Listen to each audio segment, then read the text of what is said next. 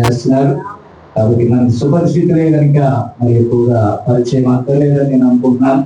అలాగే మరి సోదరులు విషయంలో కూడా మరి వారు కూడా ఆత్మత చాలా దేవుని కోసం చేయాలనే ఒక మంచి ఉద్దేశం ద్వారా, లేకపోతే ఇక్కడ మనకు వచ్చి ట్రాన్స్లేట్ చేయాల్సిన పని లేదు. కానీ దేవుని కొరకు, ప్రభు కొరకు వారు పరిగెడుతున్నారు. వారి కోసం, వారి కుటుంబం కోసం కూడా ప్రార్థించండి. మరి ఈ సమయాన్ని దైవ సేవకులకు అప్పగిస్తాను.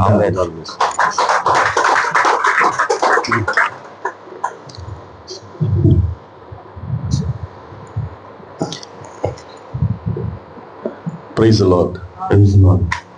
లేఖనం చదువుకున్నాం. కర్తరుடைய వేదத்தை நாம் వాసిత பிறகு జపం பண்ணிவிட்டு நாம் உட்காருவோம். బైబిల్ గ్రంథం నుంచి ఒక వాక్యాన్ని తీసుకొని చదువుకున్న తర్వాత మనం గడిచిపోవాలి. యోహాన్ எழுதின சுவிசேஷம் 6ஆம் அதிகாரம். యోహాను సువార్త 6వ అధ్యాయము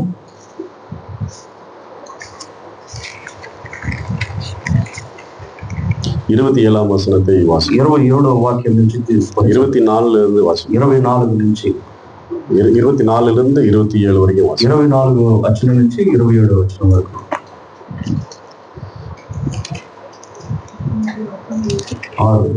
యోహాను సువార్త 6వ అధ్యాయం. తమిళలో చదువు 26 నుంచి 26, 27. ஓகே, தமிழ்ல నుంచి చదువుతాను.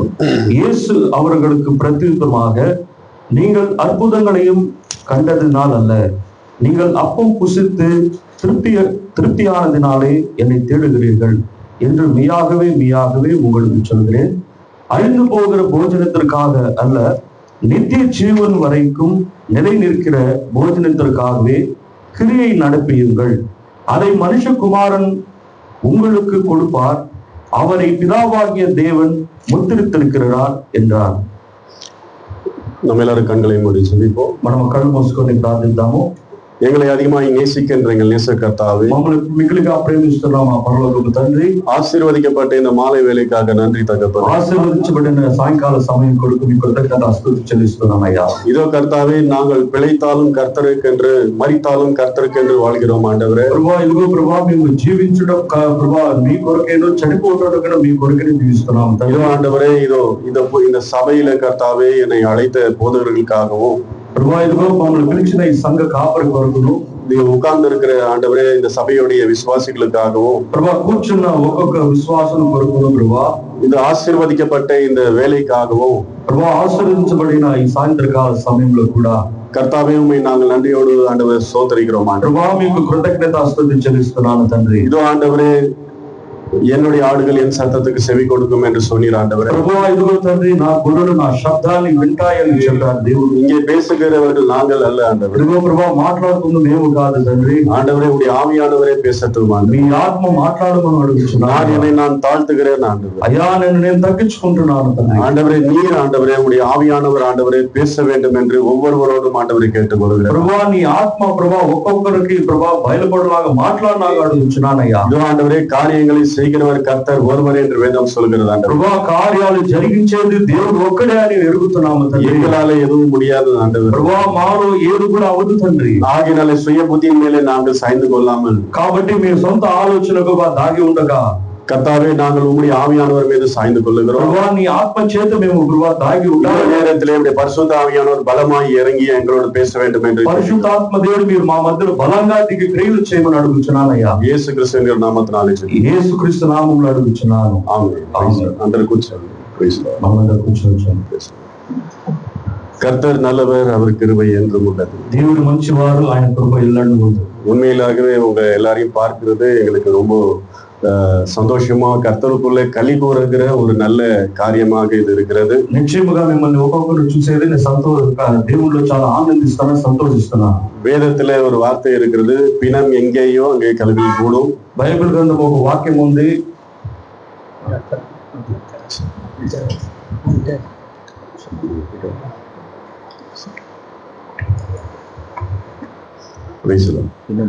பிணம் எங்கேயோ பிணம் எங்கேயோ அங்கே கழுகுகள் கூடும்.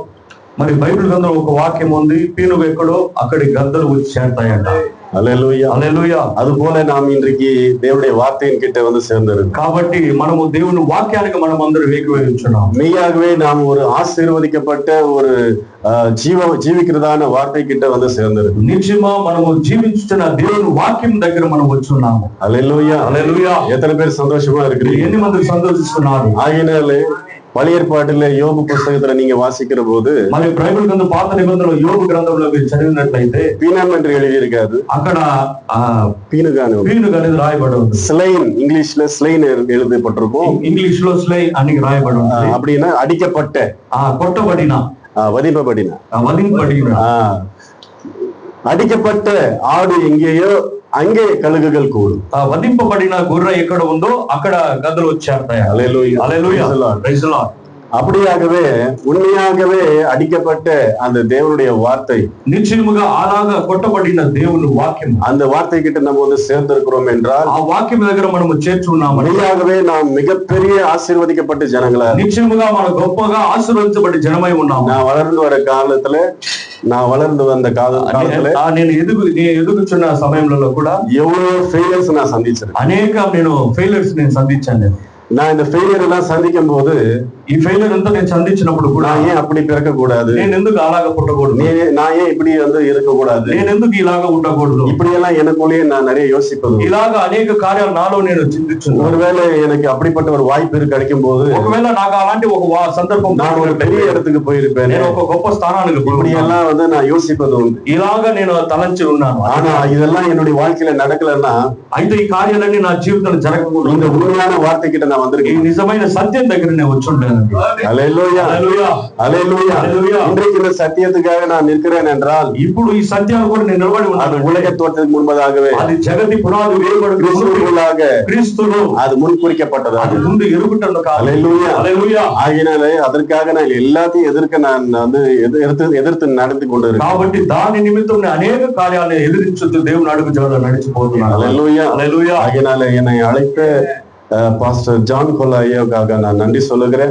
అలా విధంగా నన్ను పిలిచిన పాస్టర్ జాన్ కొల్లా పాస్టర్ గారు వందనాలు తెలుస్తున్నాను. அவருடைய சபையாரை நான் கர்த்தராகிய இயேசுவின் நாமத்தினால வாழ்த்துகிறேன். ఆయన ఈ చిన్న సంఘాలు కూడా ప్రభువైన యేసుక్రీస్తు నామములో దీవిస్తున్నాను. எங்களுடைய சபையார் சிலர் வந்திருக்கிறாங்க, మా సంఘస్థులు కూడా కొంతమంది వచ్చారు. அவர்கள் மூலமாகவும் நான் உங்களை வாழ்த்துகிறேன். వాళ్ళ నిమిత్తం కూడా నేను మిమ్మల్ని దీవిస్తున్నాను. பாஸ்டர் ஜான் கொல்లా ஐயா வந்து எனக்கு ஒரு ஆவிக்குரிய தகப்பன போல. పాస్టర్ జాన్ కొల్లా పాస్టర్ గారు నాకు ఆత్మీయ తండ్రి లాంటి వారు. హల్లెలూయా. హల్లెలూయా. நான் எவ்வளவு நேசிக்கிற ஒரு நல்ல ஒரு தகப்பன் ஸ்தானத்துல வச்சிருக்கிற ஒரு చాలా ప్రేమిస్తున్న నా తండ్రి లాంటి ఒక స్థానంలో పెట్టిన ఆయన. உண்மையிலே என்னுடைய தகப்பனரை நான் வந்து அந்த அளவுக்கு நேசிப்பது இல்லை. నిజంగా నా తండ్రిని కూడా నేను ఆగా ప్రేమించలేదు. ஏன்னா வார்த்தைக்காக தான். ఎందుకనగా వాక్యము కొరకు.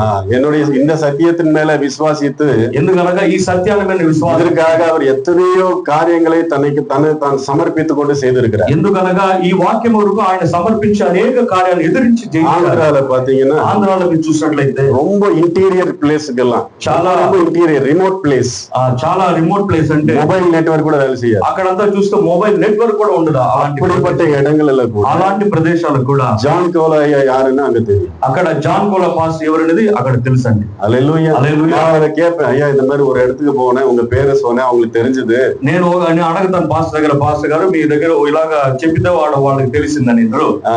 அப்ப சொல்லுவாரு, நான் அங்கெல்லாம் மீட்டிங் வச்சிருக்கிறேன். అప్పుడు పాస్టర్ గారు చెప్పి నేను ఆ చోట్లంతా నేను మీటింగ్, அந்த பாஸ்டர் யாருன்னு கூட சொல்லுவாரு, ఆ పాస్టర్ నేను ఎవరని కూడా చెప్తాను నేను. హల్లెలూయా. அப்ப நான் யோசிப்பது உண்டு, அந்த வழி எல்லாம் பார்க்கும்போது இப்படியே ஒண்ணு இருக்காது, அப்படியே ஒண்ணு இருக்கு. అలాగే చింతించున్నాను అనేక ఆ స్థలంలో ఈ పక్క ఏది కూడా ఉండదు.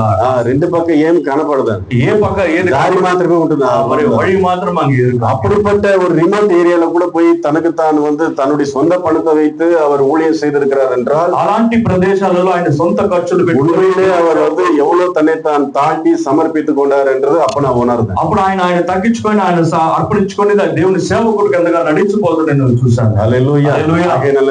மூத்த சகோதரன் ஆகிய பாஸ்டர் ஜான் கொல்லாவை நான் அதிகமாக கனம் பண்ணுகிறேன். கர்த்தராகிய இயேசுவின் நாமத்தினால அவரை வாழ்த்துகிறேன். అదే విధంగా ప్రభువైన యేసుక్రీస్తు నామములో ఆయన ఘనపరిచి ఆయన దీవిస్తున్నాను పాస్టర్ గారు. హల్లెలూయా. செய்திக்குள்ளாக நம்ம போவோம். మన వర్తమానంలో మనం వెళ్ళిపోదాం. యోహాను సువిశేషం 6వ అధ్యాయం, యోహాను సువార్త 6వ అధ్యాయము 26, 27 వాసి. 26, 27 ఉన్న తెలుగులో చదవండి. చదవండి.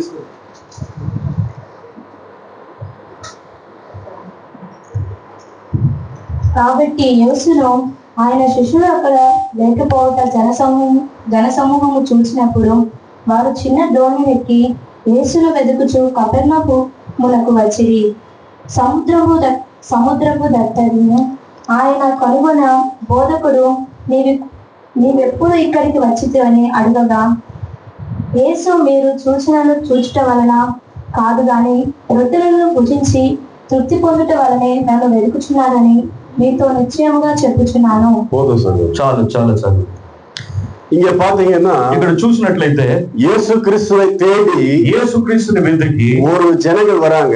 కొన్ని జనాలు వస్తున్నారు. அவர்கள் எதனால தேடி வந்தார்கள்? వాళ్ళు దేని కొరకు వెతికి వస్తున్నారండి? இயேசு அழகாக சொல்லுகிறார். యేసు ఇక్కడ అందముగా చెప్తున్నారు. அப்பம் சாப்பிட்டு திருப்தி ஆனதுனாலே, వాళ్ళు అప్పాన్ని పుసించి దాన్ని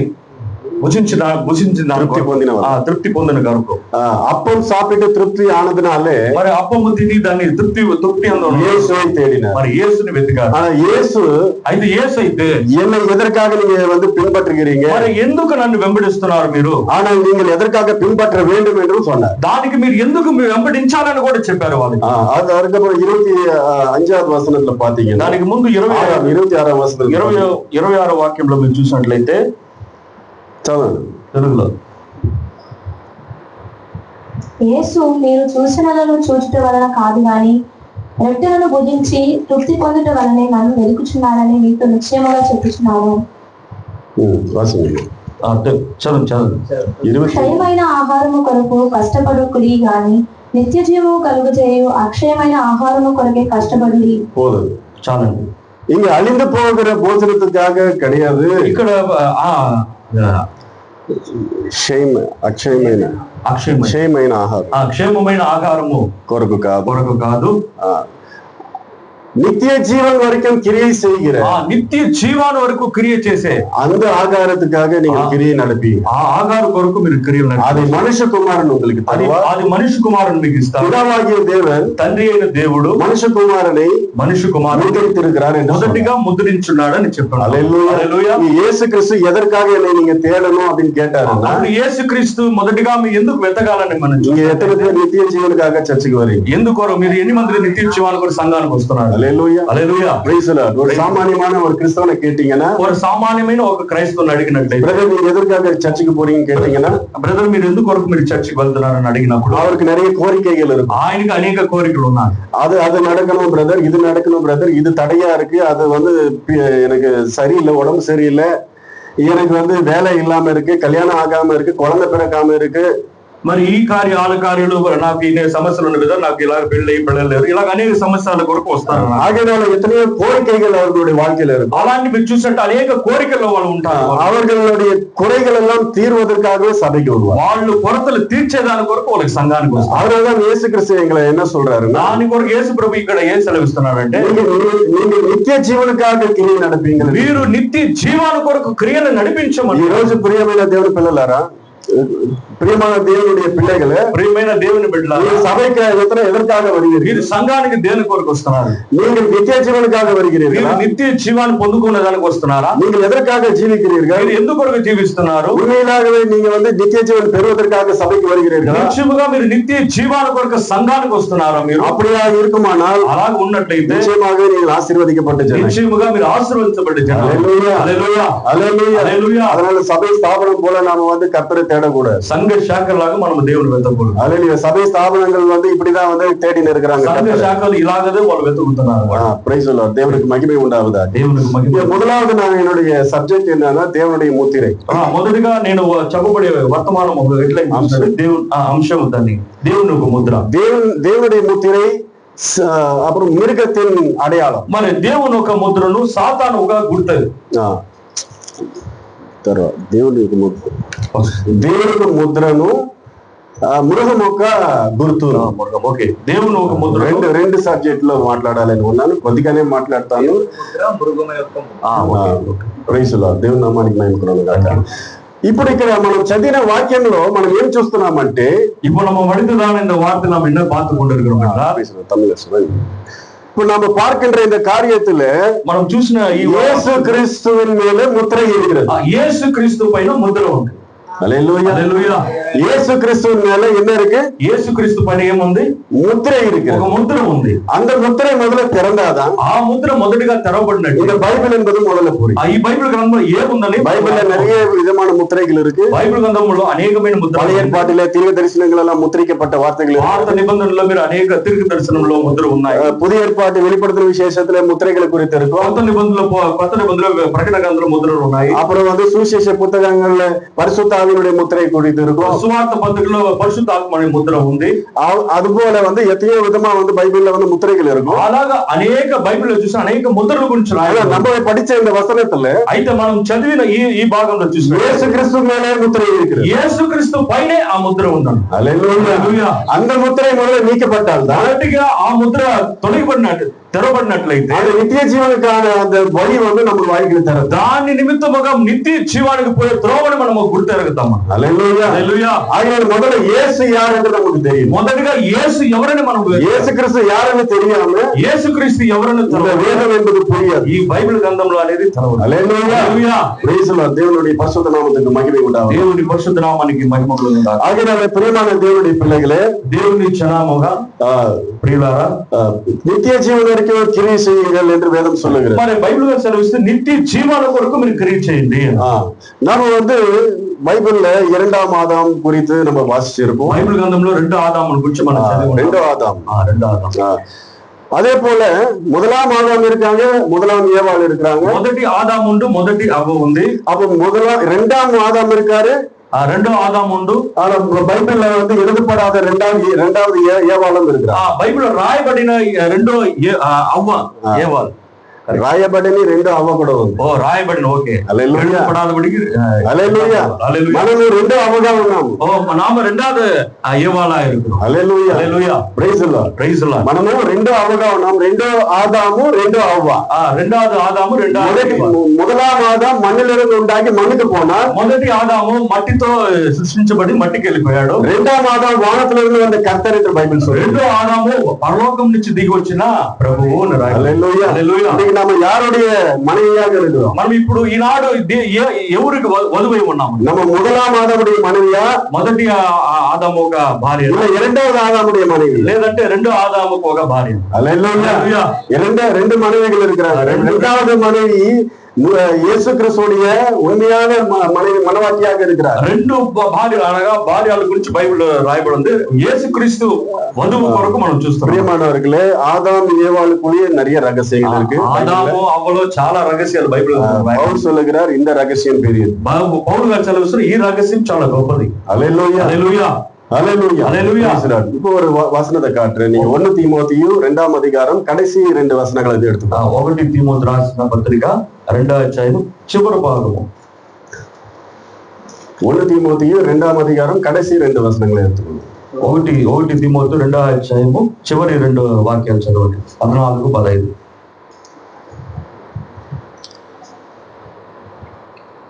మరియు ఆదాము మోసపరచబడలేదు కానీ స్త్రీ మోసపరచబడి అపరాధంలో పడెను.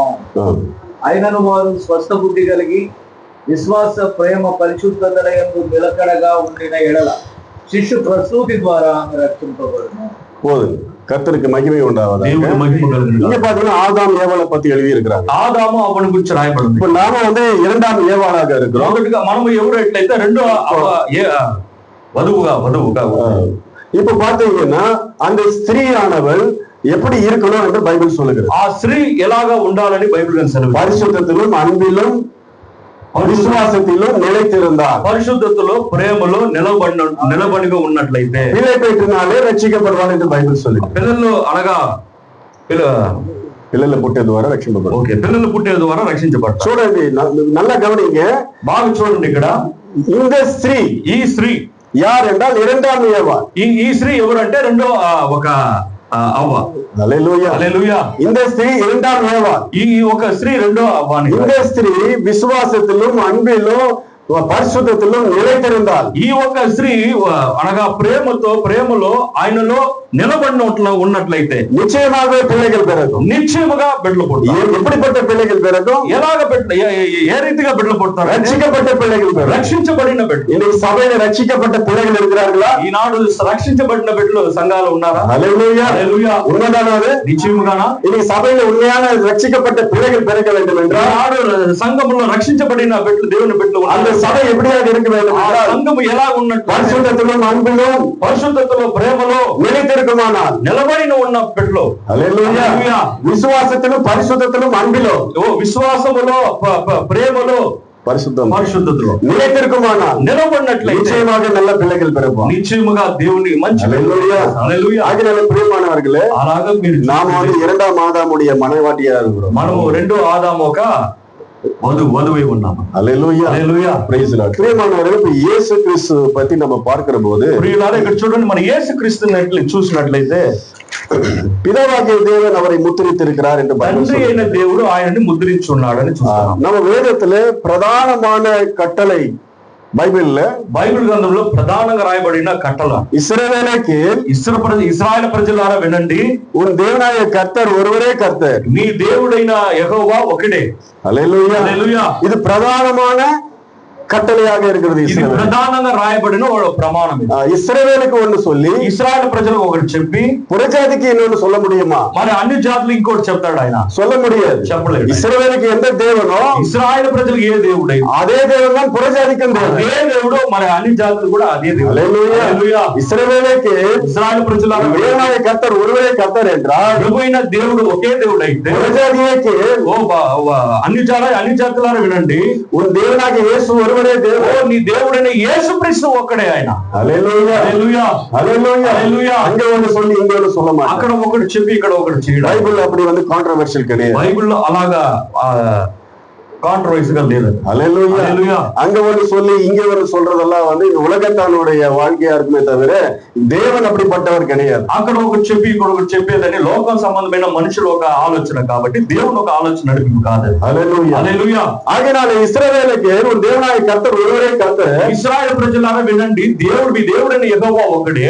இன்றைக்கு சபைகள் எல்லாம் எதை விசுவாசித்துக் கொண்டிருக்கிறார்கள்? ఈనాడు సంఘ శాఖలని దేని విశ్వాసిస్తున్నారు? அவர்கள் 3 நபர்கள் இருக்கிறார்கள். వాళ్ళు ముగ్గురని విశ్వాసిస్తున్నారు. 3 நபர்கள் ஆனாலும் ஒரே தேவன் என்று பேசுகிறார்கள். ముగ్గురు అయితే ఒకరే అని విశ్వాసిస్తున్నారు. ஆனால் அவருடைய குழப்பமான ஒரு உபதேசத்திலே అయితే వాళ్ళ ఒక ఆలోచన చూడండి, తప్పైన ఒక ఉపదేశం. எப்படியாக பிள்ளைகள் பிறக்க முடியும்? அதுல ఏలాగా వాళ్ళు దాని పిల్లలు அப்ப அந்த பிள்ளைகள் உண்மையிலே ரட்சிக்கப்பட்ட பிள்ளைகளாக இருக்க முடியுமா? మరి ఆ బిడ్డలు నిజంగా రక్షించబడిన அந்த பிள்ளைகள் உண்மையிலே பரிசுத்தமான பிள்ளைகளா வாழ முடியுமா? నిజంగా పరిశుద్ధ కలిగి ఆ బిడ్డలు బతుకుతారా? அந்த பிள்ளைகள் உண்மையான நீதியில வாழ முடியுமா? ఆ బిడ్డలు నీతి కలిగి జీవిస్తారా? ஏனென்றால் அந்த பிள்ளைகளுக்கு தகப்பன் யார் என்றே தெரியவில்லை. ఆ బిడ్డకి తండ్రి ఎవరనే తెలవలేదండి. హల్లెలూయా. హల్లెలూయా. ஏன்னா தகப்பன் தான் முத்திரிக்கப்பட்டிருக்கிறார். తండ్రిగా ముద్రించబడి ఉంటారు. హల్లెలూయా. హల్లెలూయా. హల్లెలూయా. Praise Lord. దేవుని పరిశుద్ధ నామమునకు మహిమ ఉండావதாக. దేవుని పరిశుద్ధ నామానికి మహిమ. పழைయ ఏర్పాటిలో మరి పాత నిబంధనలో என்னை அன்றி నన్ను తప్పక వేరే దేవர்கள் உங்களுக்கு இருக்கக்கூடாதுன்னு சொல்லி వేరే దేవుళ్ళు మీకు ఉండకూడదు అని சொன்னாரா? முதல் கட்டளையா அது? చెప్పిన ప్రమాణం చెప్పారా పాత నిబంధనలో?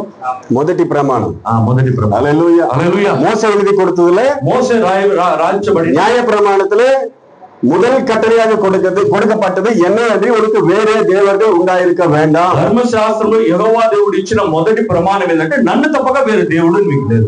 இயேசு கிறிஸ்து உலகத்துல యేసు ప్రభు లోకంలో மனுஷகுமாரன் ஊழியம் செய்கிற போது మనిషి కుమారుడు ఈ భూమిలో సేవ చేశారు. என்னை காட்டிலும் நீங்க அதிகமா யாரையும் நேசிக்க கூடாதுன்னு నన్ను తప్పక మీరు ఎక్కువ కూడా ఎవరిని ప్రేమించకూడదని చెప్పాడు ఆయన. హల్లెలూయా. హల్లెలూయా. அந்த வார்த்தையும் இந்த வார்த்தையும் சேர்த்து பாருங்க. మీరు ఆ మాట పాత నిబంధనలో ఉన్న మాట కొత్త నిబంధనలో మాట చేర్చి చూడండి. என்னை காட்டிலும் நீங்க அதிகமா யாரையும் நேசிக்க கூடாது.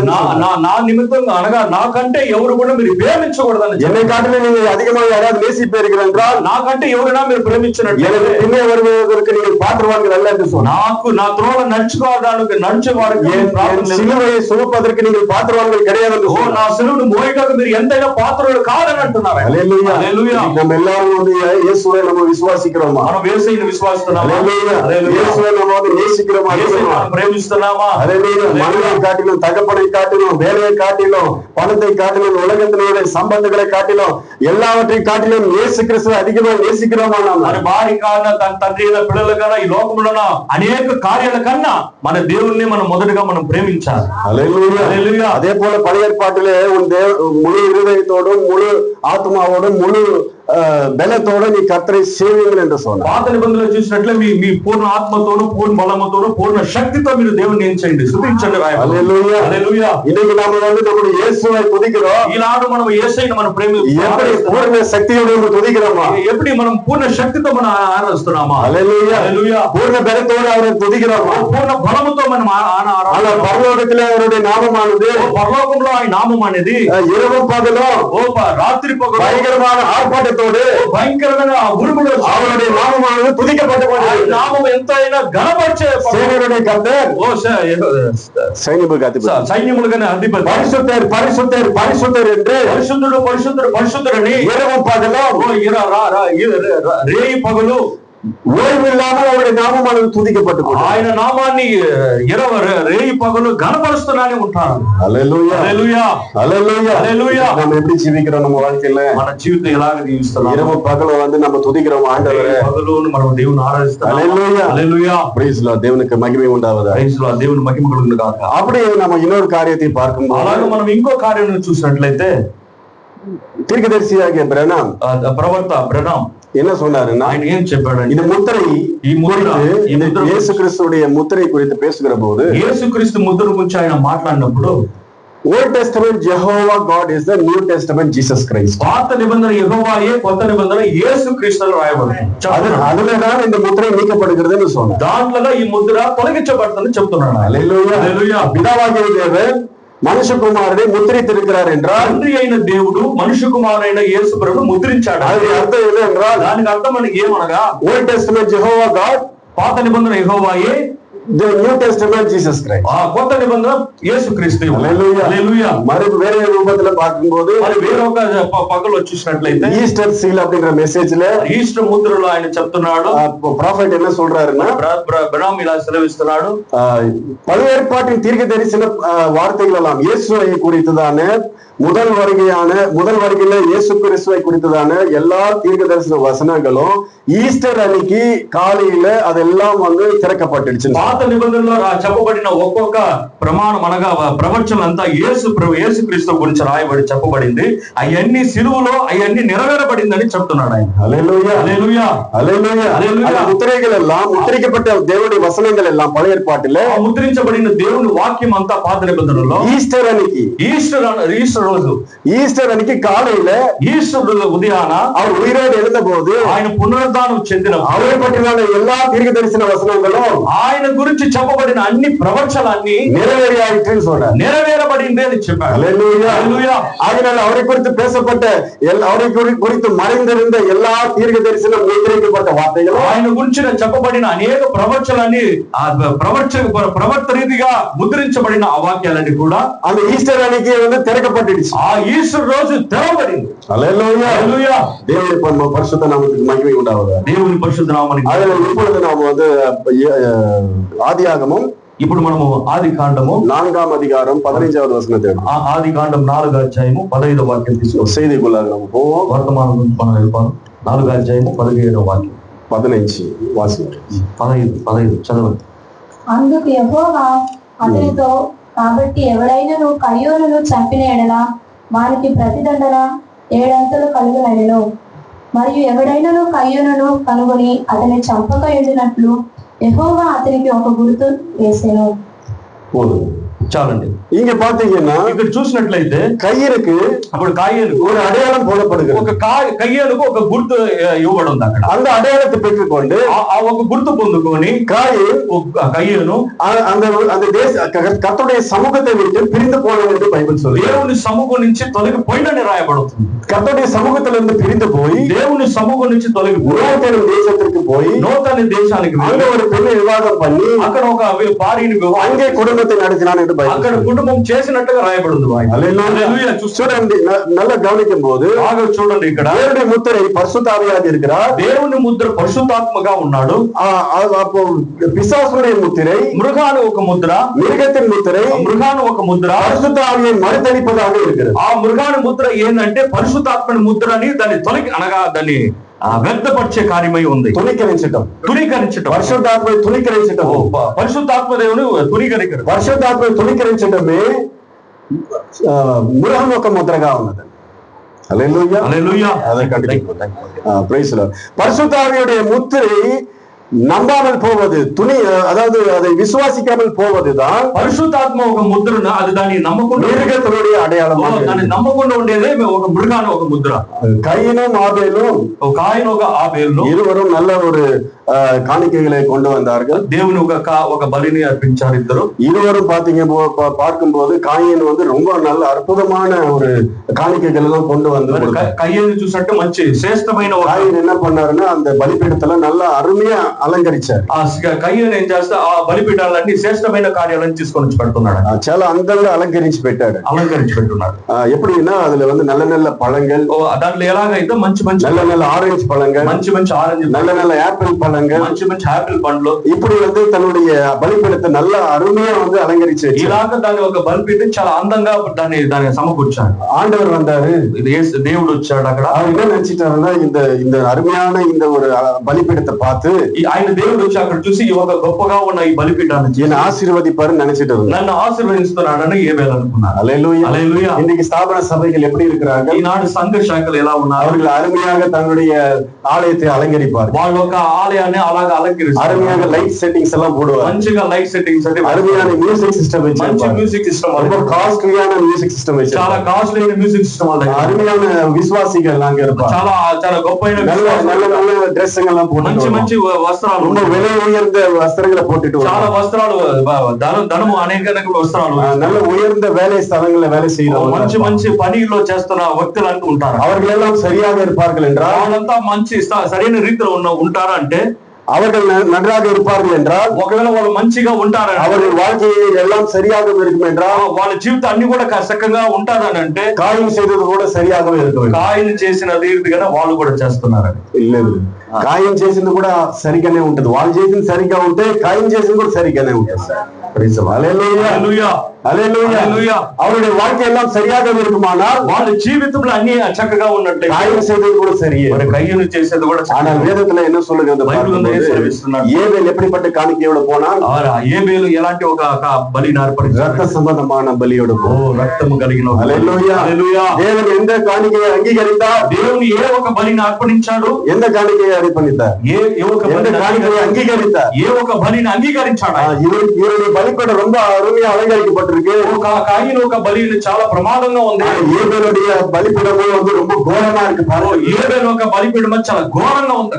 அதை பார்த்த ஒரு ரத்த வெள்ளமா இருக்குது. దాంట్లో చూసి ఎంత రక్తం ஒரு ஜீவன் அங்கே அடிக்கப்பட்டிருக்கு. ఒక జీవము కొట్టబడి, அது பார்க்கும்போது ரொம்ப வேதனையா இருக்கு. దాన్ని చూసినట్లే చాలా వేదనకరంగా, பார்க்கிறதுக்கு அழகான రూపం అங்கே இல்ல. దాన్ని చూసిన దాని ఒక అందమైన రూపం பார்க்கிறதுக்கு ரொம்ப வேதனையா இருக்கு. பலிபீடம் చాలా వేదనకరంగా. ஆனா இவருடைய பலிபீடமோ, అయితే కాయిన్ బలిపీఠం ரொம்ப అరుமையா இருக்குது, చాలా బాగుంది.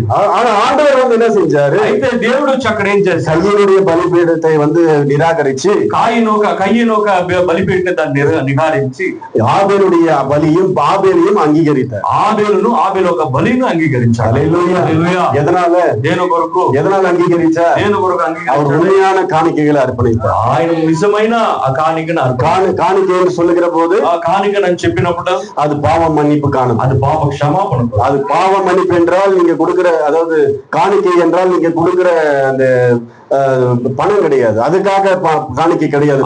బైబిల్లో కానుకంటే మీరు ఇచ్చే ఒక్కొక్క ధనము కాదు. బైబిల్లో మనం కానుకలను చదివినప్పుడు పాత నిబంధన కానుక అంతా కూడా వచ్చి అది బలి అర్పణ గురించి, పాప క్షమాపణ కొరకు. ஆகையினால உண்மையான பாவ மன்னிப்பு பெற வென்றால் உண்மையான காணிக்கை நீங்க கொடுக்கணும். నిశ్చయమైన పాప క్షమాపణ పొందాలంటే నిశ్చయమైన ఒక మంచి బలిని అర్పణించాలి. హల్లెలూయా. உண்மையான காணிக்கை யார் என்றால், నిజమైన బలి ఎవరంటే, எபேசு பத்திரிகை, எபேசு நிருபத்தில் எழுதப்பட்டிருக்கிறது 5ஆம் அதிகாரத்துல, ఎఫెసు రాసిన పత్రిక యేసుక్రీస్తు கர்த்தருக்கு உண்மையான காணிக்கையாக அவர் இருக்கிறார். యేసుక్రీస్తు నిజమైన எபேசியர் 1:5 எடுத்துக்கலாம். ఎఫెసీయులు 5:1 తీసుకోండి. 5:1 ఎఫెసీయులు రాసిన పత్రిక 5 ఎబేసియర్ 5:1 వాసి.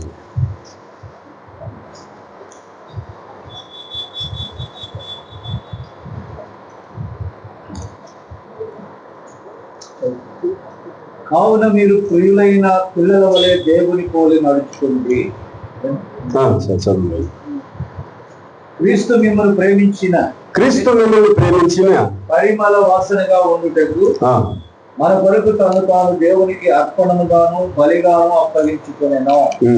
అలాగుననే మీరును ప్రేమ కలిగి నడుచుకోండి. போதும். கர்த்தருக்கு மகிமை உண்டாவதா. దేవునికి మహిమ. బైబిల్ சொல்லுகிற உண்மையான காணிக்கை, బైబిల్ చెప్తున్న నిజమైన కానుక, நீங்க கொடுக்கிற ఆడుగులో మాడుగులో కాணிக்கைయో పణమో దశమ భాగం ఇది கிடையாது. బైబిల్లో ఇవ్వబడిన దశమ భాగంలో గొర్రెలు ఎన్ని కూడా కాదు. బైబిల్ சொல்லுகிற உண்மையான காணிக்கை, బైబిల్ చెప్తున్న నిజమైన కానుక అది కర్తరాగిய యేసుక్రీస్తు. అది ప్రభువైన యేసుక్రీస్తు. ஏன்னா அவர் மேல தான் முத்திரை இருக்கு. ఎందుకనగా ఆయన మీద ఆ ముద్ర ఉంది. కర్తరాగిய యేసు யாருன்னு தெரிஞ்சாதான் ప్రభువైన యేసుక్రీస్తు ఎవరైతే వేదం మనకు పురిயும். బైబిల్ గ్రంథం మనకు అర్థం. హల్లెలూయా. అక్కడ పాతీங்கன்னா మీరు అక్కడ చూసినట్లయితే ఏబేలు ఎங்கே కొల్లపడ్డాడు என்று బైబిల్ சொல்லுகிறது. మరి ఏబేలు ఎక్కడ చెప్పబడ్డాడు అని కొట్టబడ్డాడు అని చూసినట్లయితే எங்க பார்க்கும்போது அவர் வயல்வெளியில கொன்ன மாதிரி ஆதி ஆகமத்துல இருக்கும். మన ఆది కాండంలో మీరు చూసినట్లే మనకి పొలంలో చనిపోయినట్టు మనం చూస్తాం. ஆனா நம்ம எபிரேயர் பத்திரிகை வாசிக்கிற போது, మరి ఎబ్రాయ పత్రికలో మనం చదివినట్లయితే, మత్తయి సువిశేషం వాసిக்கிற போது, మత్తయి సువార్త చదివినప్పుడు ఏబేలు బలిపీఠం మీద సెత్తు పోనదా, అక్కడ బలిపీఠం పైన ఏబేలు చనిపోయినట్టుగా రాయబడి ఉంది. హల్లెలూయా హల్లెలూయా హల్లెలూయా. చూడండి பாருங்க, நீங்க ஏபேல் தான் எந்த பலியை அர்ப்பித்தானோ அந்த பலியோட அவன் மரித்து போனான். అక్కడ ఏబేలు ఏ ఒక బలిని అర్పణించాడో ఆ బలితో అక్కడ చనిపోయినట్టుగా. எந்த பலி ఘోరமான பலி, எது ఘోరமான బలియో, అనగా ఏ బలి ఒక ఘోరమైన బలియో, எந்த பலிபீடம் ரொம்ப பார்க்கிறதுக்கே வேதனையா இருக்கும், ఏ బలిపీఠం చూసేదానికి చాలా ఘోరంగా ఉందో அந்த பலிபீடத்துல அந்த பலியோட அவன் மரித்து போனான். ఆ బలి పైన ఆయన చనిపోయాడు. హల్లెలూయా హల్లెలూయా. ఇది ఎక్కడ நடந்தது? ఇది ఎక్కడ జరిగింది? எதற்காக அடையாளமாக இருக்கிறது?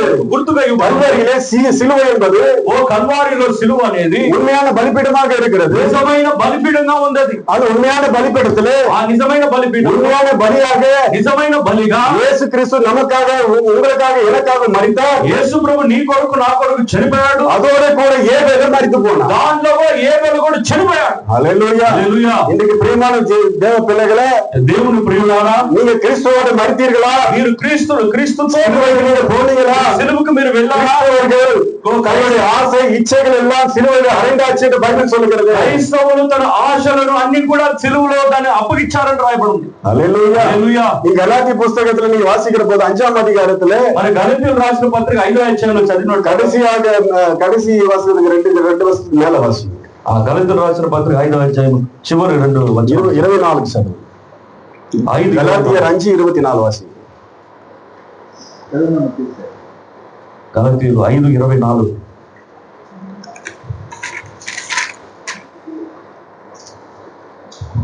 క్రీస్తు యేసు సంబంధులు శరీరమును దాని ఇచ్చలతోనూ దురాశలతోనూ సిలువ వేసి ఉన్నారు. ஹல்லேலூயா ஹல்லேலூயா. கிறிஸ்தவர்கள் எப்படி சிலுவையில் அறையப்பட்டிருக்கிறார்கள்? மாம்சத்தையும் அதன் ஆசை இச்சைகளையும் சிலுவையில அறைந்தாயிற்றுன்னு బైబిల్ சொல்லுது. క్రైస్తవులు ఎలాగ జీవించారంటే తన ఆశలను సిలువలో ఏం చేశారు? పழைய ఏర్పాటులో நீங்க பார்க்கும்போது ఆబేల్ బలిపీఠం, ఆబేలు పాత నిబంధనలు చూసినట్టు ఆబేలు బలిపీఠము బలి. ఈ కొత్త నిబంధనలో புதிய ఏర్పాటులో நம்ம వాసిக்கிற போது, కొత్త నిబంధన మనం చదివినప్పుడు సిలువ యేసుక్రీస్తు நான். హల్లెలూయా హల్లెలూయా. సిలువ యేసుక్రీస్తు நான். సిలువ బలిపీఠం, బలియానది యేసుక్రీస్తు, ఏబేలు నాను, ఏబేలు నేనే. హల్లెలూయా హల్లెలూయా. பாருங்க, மூணு காரியம் ஒன்றாக இருக்கிறது. ఏ మూడు కార్యము ఒకే பழைய ஏற்பாடுல அந்த மூணு காரியம் ஒன்றாக ఆ పాత నిబంధనలో ఆ మూడు కార్యాలు ఒకటిగా ఉన్నాయి. హల్లెలూయా. உண்மையிலே இங்க சபையில விசுவாசிகள் எல்லாம் ఈనాడు సంఘ విశ్వాసులంతా చూసినట్లయితే எப்படிப்பட்ட மரணத்துல ஜீவிக்கிறார்கள்? ఎలాంటి ఒక మరణంలో அவர்கள் ஜீவிக்கிற வாழ்க்கையில வார்த்தையில் இருக்கிறோம் என்று சொல்லி జీవిస్తున్న సరైన వర్తమానం ఉంటారని చెప్పి காயினை போல ఒక అయ్యను தேவனுடைய சமூகத்துக்கு దేవుని விலகி தூரமாய் போனார். దూరముగా వెళ్ళారు. அல்லேலூயா హల్లెలూయా. அல்லேலூயா. హల్లెలూయా. ஆகையால்தான் அவர்கள் மிருகத்தினுடைய முத்திரை பெற்றுக்கொண்டார். కాబట్టి వాళ్ళు మృగాని ముద్రని పొందుకున్నారు. அல்லேலூயா. హల్లెలూయా. மிருகத்தை முத்திரை பெற்றுக்கொண்ட காயின் தேவனுடைய சமூகத்தை விட்டு பிரிந்து போனவனுக்கு మృగాని ముఖ ముద్రను పొందుకున్న కాయను దేవుని సముఖం నుంచి వెళ్ళిపోయాడు. చూడండి பார்க்கும்போது இங்கிலீஷ்ல பாத்தீங்கன்னா அருமையா போட்டிருக்கு, Cain went out of the presence of the Lord.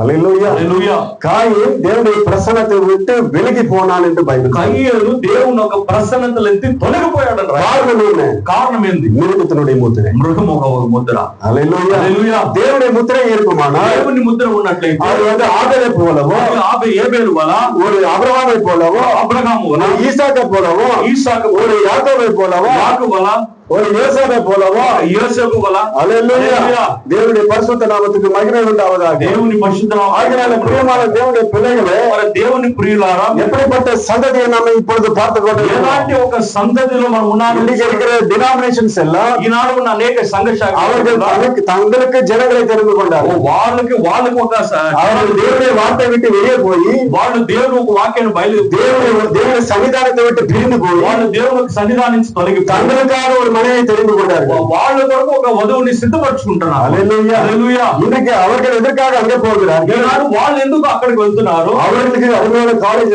இருக்கு, వాళ్ళకి మంచిగా గొప్పగా కాలేజీలు, அருமையான ஸ்கூல்ஸ் இருக்கு, వాళ్ళకి గొప్పగా స్కూల్స్, அருமையான ஹாஸ்பிட்டல்ஸ் இருக்கு. వాళ్ళకి గొప్పగా హాస్పిటల్స్ అని அந்த ఉన్నాయి. சபைக்கு போனா ఆ సంఘానికి நமக்கு எல்லாமே ஃப்ரீ. మనకి అన్ని కూడా ఫ్రీ. அல்லேலூயா. హల్లెలూయా.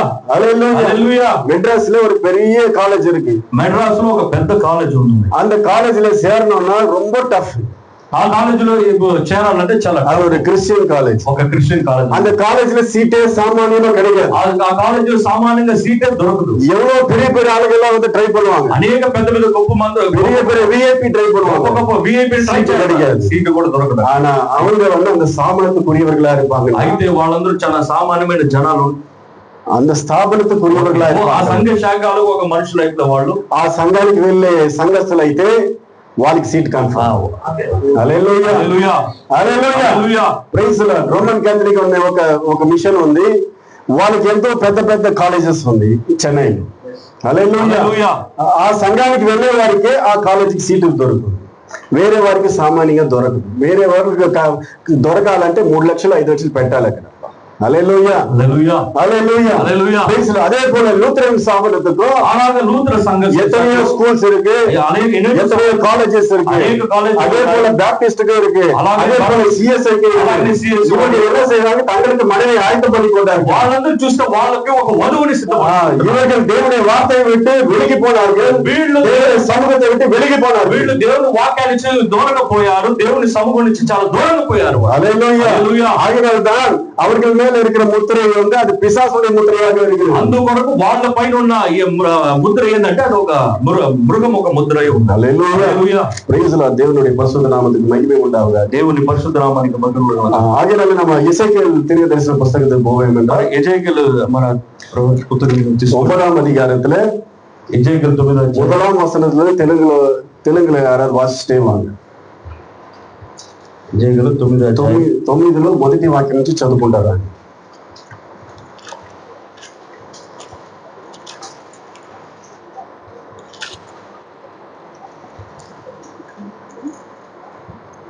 మొదటి వాక్యం నుంచి ఎసెకియల్ 9వ అధ్యాయము మొదటి వాక్యం నుంచి ఎవరైనా తీసుకుని చదువుకోండి. మరియు నేను చెవులారా విన్నట్లు ఆయన గట్టిగా ఈ మాటలు ప్రకటించెను. ఒక్కొక్కడు తాను హతము చేయు ఆయుధములు చేత పట్టుకొని హతునకు కావలి వారందరూ ఇక్కడికి రండి అని. అంతలో ఒక్కొక్కడు తాను హతము చేయు ఆయుధమును చేత పట్టుకొని ఉత్తర దిక్కునున్న పై గౌని మార్గముగా 6 మనుషులు వచ్చుచుండిరి. వారి మధ్య ఒకడు అవిసెనార బట్ట ధరించుకొని నడుమునకు లేకుకుని సిరాబుడ్డి కట్టుకొని ఉండెను. వారు ఆలయమున ప్రవేశించి ఇత్తడి బలిపీఠముల వద్ద నిలిచిరి.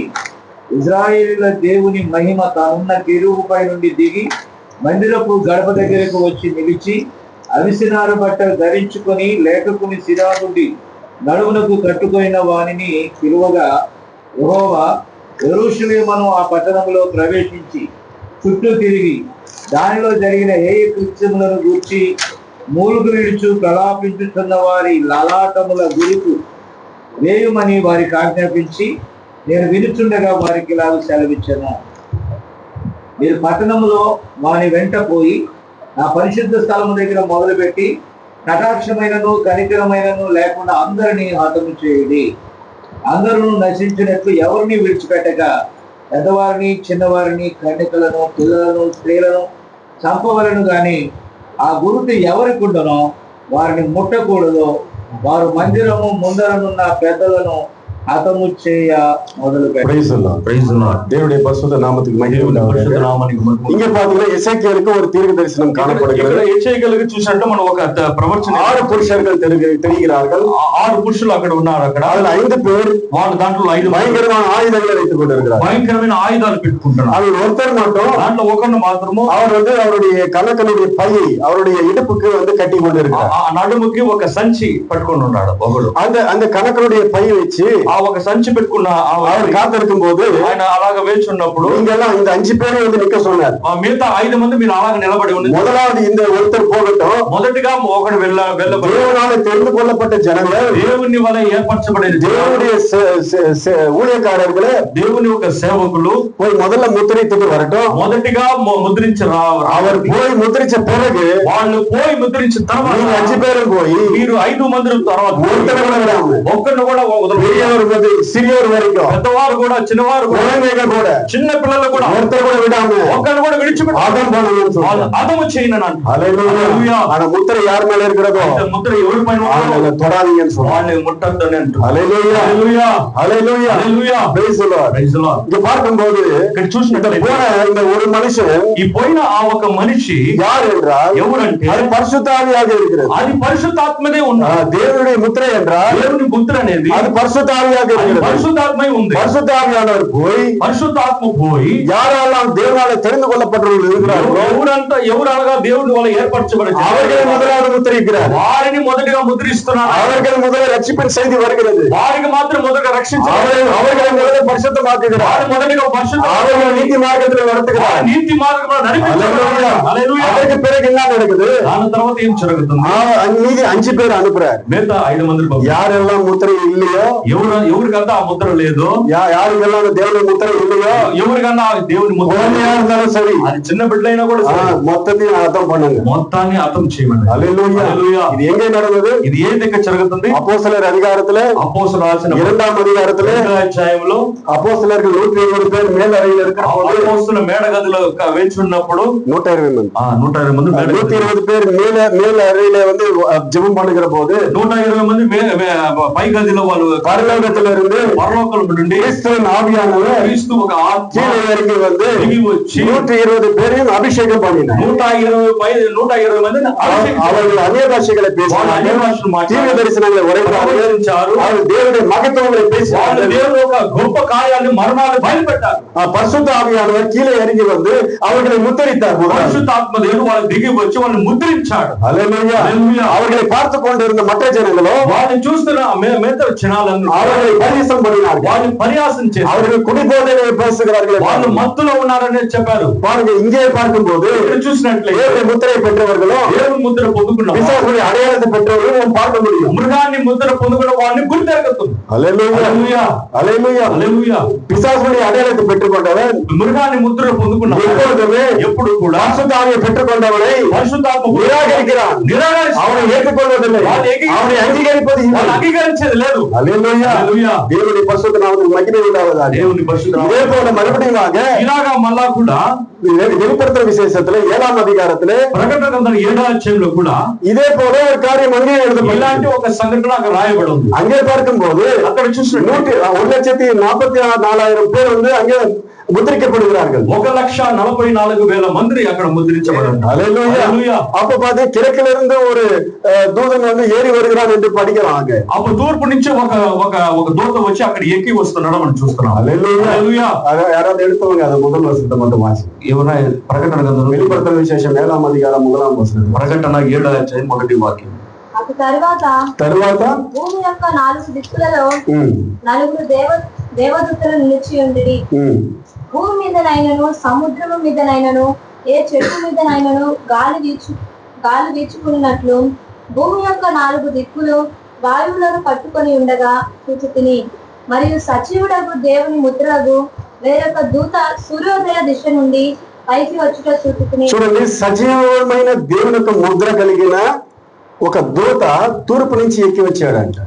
హల్లెలూయా. பார்க்கும்போது கிழக்குல இருந்து ஒரு தூதன் தேவனுடைய முத்திரை கோலையுடைய ஒரு தூதன் கோல் வந்தாராம். ఒక తూర్పు నుంచి ఒక చేతిలో ఒక అదేంటి ముద్ర, చేతిలో ఒక ముద్ర ధరించుకొని వస్తున్నాడు ఆయన. 1,44,000 பேரு 1,40,000 మంది ముద్రించిన వరకు ముద్రించేవారు. 4 పక్కల కాற்று వీసాదబడికి 4 పక్కల ఒక గాలి அதெல்லாம் பிடித்துக்கொள்ளுங்கள் என்று சொல்லி దాన్ని పొందుకోవాలని முதல்ல நான் போய் அடையாளத்தை போடுறேன், మొదటగా నేను వెళ్ళి గుర్తేస్తాను, அதுக்கப்புறமா நீங்க போங்க அப்படின்னு சொன்னாங்க. దాని తర్వాత మీరు వెళ్ళేది. హల్లెలూయా. దేవుడు எப்பொழுதுமே దేవుడు ఎప్పుడు కూడా మనిషిని ఒక మనిషిని హెచ్చరికకుండా அவரை தண்டிப்பது இல்லை. అతను న్యాయం తీర్చడం. హల్లెలూయా. దేవుడు న్యాయముள்ள నీతియుள்ள న్యాయాధిపతిயாக இருக்கிறார். నీతి కలిగిన న్యాయాధిపతి అయిన ఉన్నాడు ఆయన. హల్లెలూయా. அவர் யாரையுமே ఆయన ఎవరు కూడా హెచ్చరికుండా தண்டிப்பது இல்லை. దండించాడు. அந்த எச்சரிப்பு தான் ఆ హెచ్చరిక இன்றைக்கு பரிசுத்த ஆவி முத்திரையாக இருக்கிறது. ఆ హెచ్చరిక ఈనాడు పరిశుద్ధాత్మ ముద్రై ఉంది. హల్లెలూయా. அவருடைய எச்சரிப்பின் சத்தம் தான், ఆ హెచ్చరిక శబ్దమే நம்மை வழிவிலக்கி பிசாசுடைய எல்லா கிரியைகளிலும் இருந்து நம்மை விலக்கி మనలో ఉన్న తొలగిపోయిన పిశాచ కార్యాలను మరలా చేర్చబడి మనలో ఉన్న కార్యాలను చెప్పండి. எல்லா பிசாசுடைய வழிகளிலும் வந்து நம்ம விலக்கி நம்மை காத்துக் கொள்கிறவராக அவர். మన పిశాచు ఒక కార్యాలన్నీ నుంచి మన నుంచి తొలగి మనల్ని కాపాడే దేవుడే ఉన్నాడు. பாருங்க, யூதர்களுக்கு என்ன தேவனோ அதே நமக்கும் தேவன். యూదులకి ఏ దేవుడు అదే దేవుడే మనకు దేవుడు. என்ன செய்தாரோ அதை நமக்கு செய்வார். యూదులకి ఏం చేశాడు అదే మనకు చేస్తాడు. செய்வாரா மாட்டாரா? చేస్తాడా లేదా? யூதர்களுக்கு எப்படி ஆசீர்வதித்தாரோ நம்மை அப்படி ஆசீர்வதிப்பார். ఎలాగ ఆశీర్వదించి అదేలాగా మనకు కూడా యూదర్களை எப்படி தண்டித்தாரோ அப்படி நம்மளையும் தண்டிப்பார். యూదులు ఎలాగ దండించాడో అదేలాగా మనకు కూడా దండిస్తాడు. హల్లెలూయా. அங்கே நடக்குமானால் అక్కడ இங்கே நடக்கும், ఇక్కడ కూడా జరుగుతుంది. அப்ப அங்கே நடந்து முடிஞ்ச காரியமா இருக்குமானா இங்கேயும் அது நடக்க போகுது.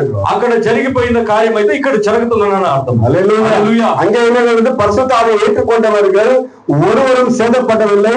AD 33வது வருஷத்துல அந்த தீத்துராயன் வந்து எருசலேமிலே சூறையாடி போயிட்டான். అక్కడ ఏం జరిగి పాత నిబంధన జరిగింది AD 37లో. AD అనగా క్రీస్తు శతాబ్దం ముందు 70 శతాబ్దంలో అక్కడ వాళ్ళు ఏమయ్యారు? తీతు రాజు వచ్చి నాశనం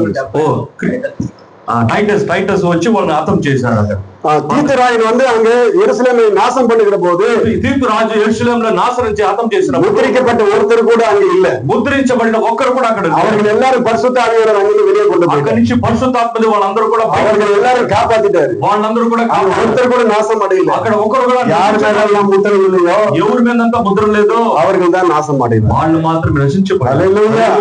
హల్లెలూయా. அன்றைக்கு அது நடக்குமானால், ఆనాడు జరిగినట్లయితే யூதர்களுக்கு அது நடக்குமானால், జరిగినట్లయితే நடக்குமானால் நமக்கும் அதே நடக்கும். అన్ని జాతులలో మనకు కూడా అదే జరుగుతుంది. அவருக்கு எதனாலே வந்து முறித்து போடப்பட்டாலும் என்று வேதம் சொல்லுகிறது. వాళ్ళు ఎందువల్ల పడిపోయారని బైబిల్ గ్రంథం సెలవిస్తుంది. అవిశ్వాసத்தினாலே. అవిశ్వాసం వలె. అవిశ్వాసం என்பது అవిశ్వాసం అనేది వేదத்தின்படி బైబిల్ గ్రంథం ప్రకారం பெரிய பாவமாಗಿದೆ, భయంకరమైన పాపం అది. హల్లెలూయా. హల్లెలూయా. நம்புறீங்களா சகோதரர்களே? నమ్ముచున్నారా? అవిశ్వాసం என்பது అవిశ్వాసం భయంకరమైన పాపం. భయంకరమైన పాపం. రోమర్ எழுதின நிருபத்துல రోమర్ రాసిన పత్రిక 14వ அதிகாரத்துல 14వ అధ్యాయము రోమర్ 14వ అధ్యాయం రోమీయులు 21వ వచనం 21వ వాక్యం. మాంసము తినుట గాని ద్రాక్షారసము తాగుట గాని இல்லங்க 11లో 21 అండి. రోమర్ 11 రోమీయులు 11:21.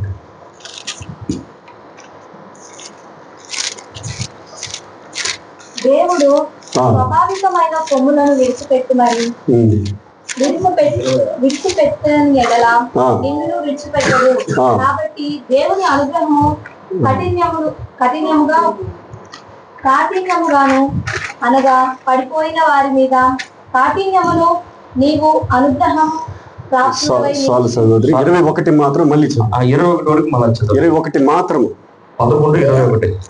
దేవుడు దేవుడు స్వాభావికమైన కొమ్ములను స్వాభావికమైన కొమ్ములను విడిచిపెట్టని ఎడల నిన్ను కూడా విడిచిపెట్టడు. హల్లెలూయా.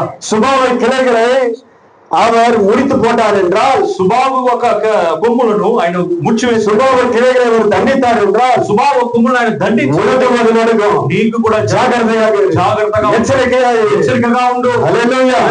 దేవుడి వాர்த்தையை நீ வந்து விருதியாக பேசாதே. దేవుని వాక్యము దేవుడి వార్த்தை వీణిని వలగాదిరుపాయి. దేవుని వాక్యాన్ని వీతులను ప్రకటించబాకండి. హల్లెలూయా. ఆగినాలు அதுக்கு மேல இருக்கிற வசனத்தை வாசிங்க சார். దాని పైన ఉన్న వాక్యం చదవండి. 20. వారు అవిశ్వాసమును బట్టి, దానికి పైన కూడా చదవండి. దానికి పైన 17 18 నుంచి చదవండి. నీవు అతిశయించితివా,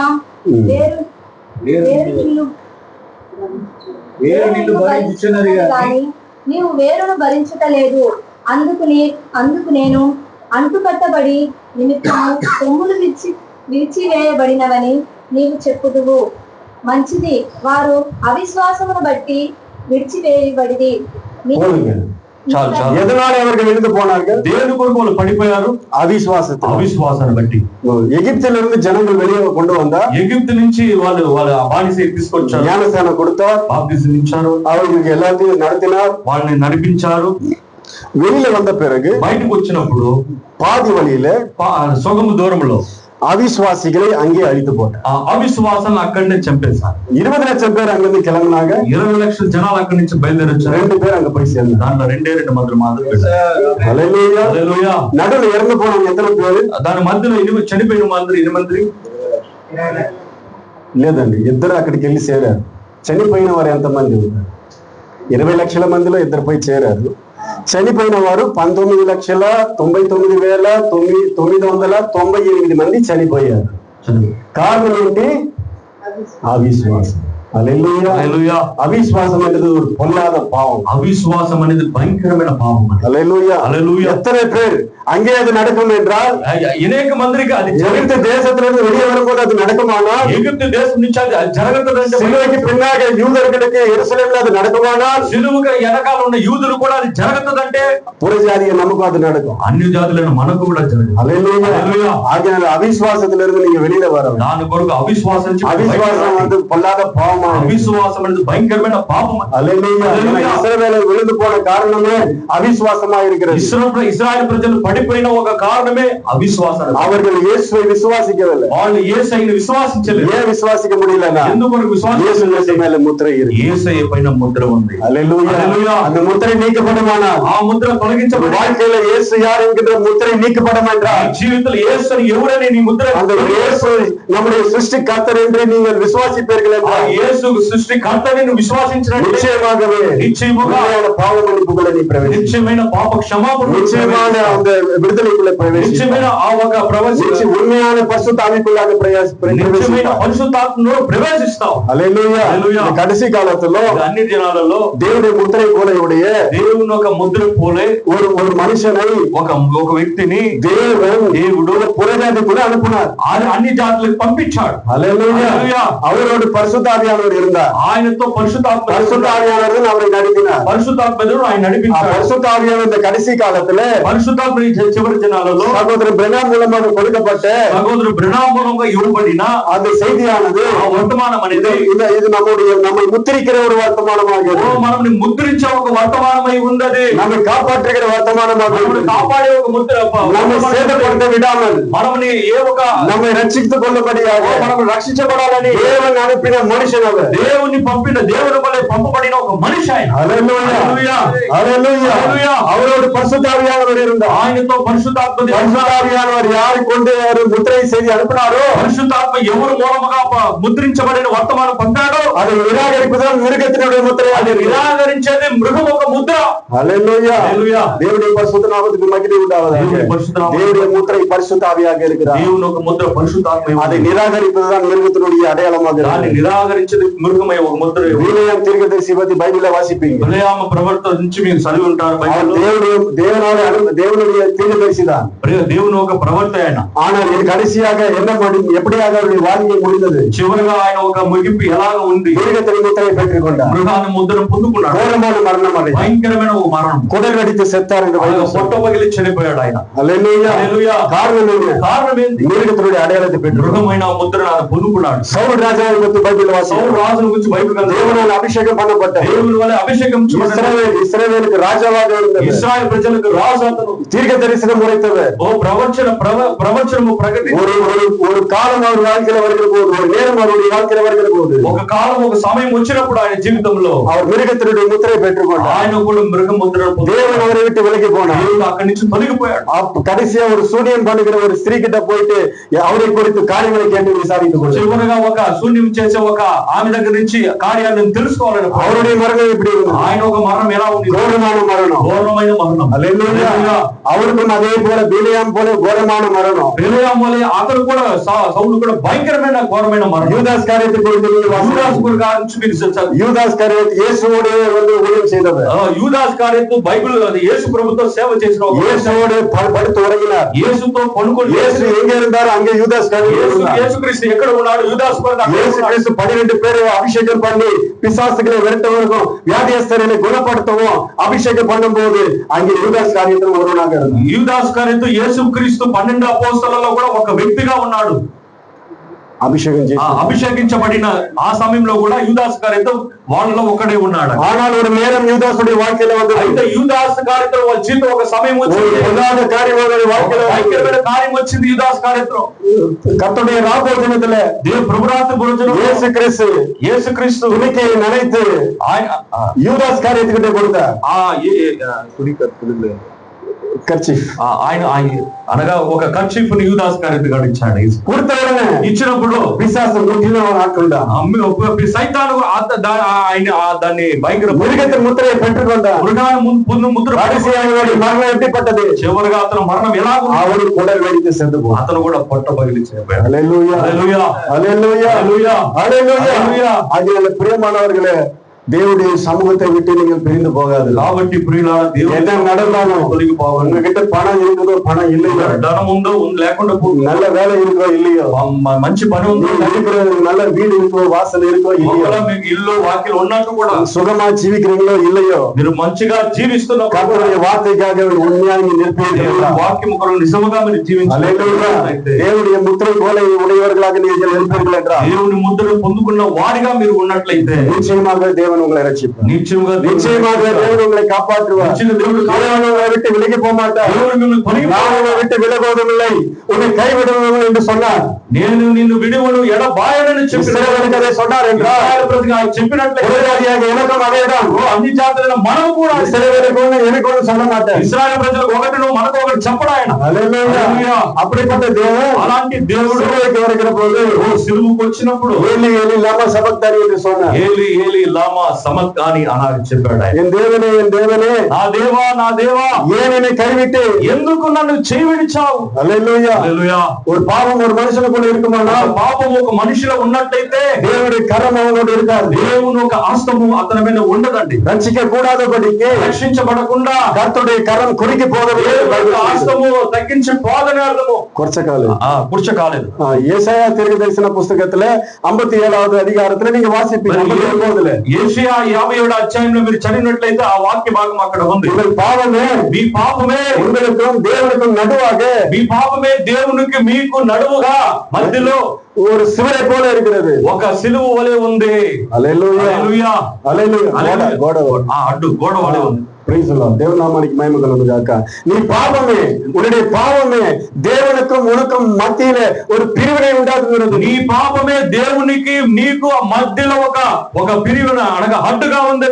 ஆகையாலதான் దాని కూడా கர்த்தருடைய கரம் குறுகி போவதில்லை. దేవుని ఒక హస్తము రక్షిக்க కూడదబడికి కర్తరుடைய కరం కురికి పోవదిல்லை. రక్షించబడకుండా దేవుని హస్తము ఏనా కూర్చకాలేదు. ஆனால் உலகத்துடைய பாவம், అయితే లోకంలో ఉన్న పాపం యేసు క్రీస్తు மேல வந்தபோது, యేసు క్రీస్తు పైన వచ్చినప్పుడు దేవునాల కైవిడப்பட்டவராக, ఆయన దేవుడి వలె చేయబడిన ஒரு பாவியாகிய ஒரு మనుషునికుள்ள ఒక పాపైన ఒక నడవమో అది యేసు క్రీస్తుకుள்ள நடந்தது. అది యేసు క్రీస్తులో కూడా జరిగింది. హల్లెలూయా. పాపం మనకుள்ள இருக்குமானா, పాపము నీలో ఉన్నట్లే దేవునుடைய కరం మనకుள்ள இருக்காது. దేవుని ఒక హస్తము నీ కాడ ఉండదు. అది దేవుడు தன்னுடைய கரத்தை உன்னை விட்டு எடுத்து விடுவார். దేవుని ఒక హస్తము నీ కాడ నుంచి తొలగిపోతుంది. அதே போலதான் சிலுவையில கூட அவர் என்ன சொன்னார் என்றால் ஏலி ஏலி லாமா சபக்தனி என்று சொன்னார் என்றால் இவர்களுடைய பாவத்தை அவர் சுமக்கப்பட்டவராக இருந்தார். అదే రీతిగా సిలువలో ఆయన ఏం చెప్పాడంటే లేమి అనగా దేవుని కష్టము యేసు ప్రభు నుంచి తొలగిపోయినప్పుడు లేమి లేమి లామా సమతాన్ని అని చెప్పాడు. హల్లెలూయా హల్లెలూయా. வாழ்க்கையும் அப்படிப்பட்ட பாவத்துல இருக்குமானா జీవితం కూడా అలాంటి పాపంలో தேவனாலே கைவிடப்பட்டவர்களாக நம்ம ஜீவிப்போம் என்றால் దేవుని నుంచి తొలగిపోయిన జనాలుగా మనం ఉన్నట్లయితే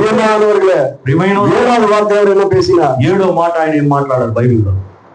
சிலுவையில 7ஆம் வார்த்தை அவர் என்ன சொன்னார்? సిలువను గురించిన మాట, பிதாவே తండ్రి உங்களுடைய கரங்களிலே నీ చేతులలో ஆவியை నా ఆత్మని கொடுக்கிறேன் అప్పగిస్తున్నాను. கைவிட்டாருன்னு சொன்னாரு, చెయ్యి విడిచారని చెప్పాడు. கடைசியில அவங்களுடைய கரத்துல என்னுடைய ஆவியை ஒப்பு கொடுக்கிறேன்னு சொன்னாரு. చివరిగా నీ చేతులను నా ఆత్మని అప్పగిస్తున్నాను. హల్లెలూయా. హల్లెలూయా. இன்னைக்கு கைவிடப்பட்ட நிலைமை நமக்கு இருக்குமானா, ఈనాడు చేయబడిన సమయంలో మనం ఉన్నట్లయితే நிச்சயமாக ஆவி ஆத்மா சரீரத்தை தேவனுடைய கரங்களுக்கு நீங்கள் ஒப்பு கொடுப்பீர்கள் என்றால், నిశ్చయముగా మన ప్రాణాత్మ శరీరాన్ని యేసు ప్రభు చేతులు అప్పగించినట్లయితే தேவனோடு நீங்கள் ஒப்புரவாக வேண்டும். దేవునితో మీరు ఏకీభవించి ఉండకుండా ఉండాలంటే, దేవునితో ఉండాలంటే நீங்கள் கிறிஸ்துவோடு நீங்கள் ஐக்கியமாக வேண்டும். మీరు మొదటిగా క్రీస్తులో கிறிஸ்துவோடு நீங்கள் ஒப்புரவாக வேண்டும். మొదటిగా మీరు క్రీస్తు ஆவி ஆத்மா சரீரத்தை கிறிஸ்துவின் கரங்களில் ஒப்பு கொடுக்க మీ வேண்டும். ప్రాణాత్మ శరీరాన్ని క్రీస్తులో మీరు అప్పగించాలి. హల్లెలూయా. హల్లెలూయా. దేవుని నామத்துக்கு మహిమ உண்டாவதாக. దేవుని నామానికి ஆகினால்தான் பிரியமானவர்களே, కాబట్టి ప్రియులారా, பிதாவாகிய தேவன் அவரை முத்திரைத்திருக்கிறார். దేవుడు యేసు ప్రభువును ముద్రించిన రీతిగా அவரை குறித்து ஞானமும் விவேகமும் யாருக்கு அவர் கொடுப்பார் என்றால், உலக தோற்றத்துக்கு முன்பதாகவே யாரை முன்குறித்தாரோ அவர்களுக்கு தான் அதை கொடுப்பார். ఆయన మొదటిగా ఆయనకి అలాంటి శక్తి బలము ఎవరికి ఇస్తాడంటే, ఆయన జగతి పునాది వేయబడక మునుపు క్రీస్తును ఎవరిని ముద్రించాడో వాళ్ళకి మాత్రమే. హల్లెలూయా. హల్లెలూయా. கர்த்தருடைய பரிசுத்த நாமத்துக்கு மகிமை உண்டாவதாக. దేవుని పరిశుద్ధ నామానికి మహిమ. காயின் தேவனுடைய சமூகத்தை விட்டு பிரிந்து போனா, కయ్యేను దేవుని సముఖం నుంచి తొలగిపోయాడు. அப்படிப்பட்ட வாழ்க்கை நமக்கு இருக்கும். అలాంటి జీవితం మనకు ఉంటుంది. హల్లెలూయా. హల్లెలూయా. கர்த்தருடைய సన్నిధిயோடு நீங்க எப்பொழுதும் இருக்க வேண்டும். ఎప్పుడు కూడా మీరు దేవుని సముఖంలో ఉండే వ్యక్తిగా ఉండాలి. எப்பொழுது கர்த்தருடைய சமூகத்துக்கு வர வேண்டும். ఎప్పుడు కూడా మీరు దేవుని సముఖానికి రావాలి. கர்த்தருடைய சமூகம் அவருடைய வார்த்தையாக இருக்கு. దేవుని సముఖము ఆయన கர்த்தருடைய வார்த்தையை விட்டு நீங்கள் பிரிந்து போவீர்கள் என்றால், వాక్యం నుంచి మీరు తొలగిపోతున్నారు. காயினை போல நீங்கள் சபிக்கப்பட்ட வாழ்க்கையில ஜீவிக்க. కయ్యేను పోల మీరు శపించబడిన జనం. உலகத்துல அது நல்ல ஆசீர்வாதமாக இருந்தாலும், లోకంలో అది చాలా ఆశీర్వాదంగా ఉన్నప్పుడు కూడా சபிக்கப்பட்ட வாழ்க்கை. శపించబడిన జీవితం. హల్లెలూయా. హల్లెలూయా. கர்த்தர் நல்லவர், அவர் கிருபை என்றுள்ளது. యేసయ్య మంచి దేవుడు, ఆయన కృప ఎప్పుడు కూడా ఉంది. இந்த வாய்ப்பை கொடுத்த பாஸ்டர் ஜான் கொலாவையாவை நான் அன்புடன் வாழ்த்துகிறேன். அவருக்கு நன்றியை தெரிவிக்கிறேன். சபையார் எல்லாருக்கும் நான் நன்றியை தெரிவிக்கிறேன். அதே போல சகோதரர் போவாசுக்கு என் நன்றியை தெரிவிக்கிறேன். ఈ సమయం ఇచ్చిన పాస్టర్ గారికి, మీకు, సగర్ బోవాస్కి నా దేవుని కూడా నేను కృతజ్ఞతలు చెల్లిస్తున్నాను. Thank you. Praise God.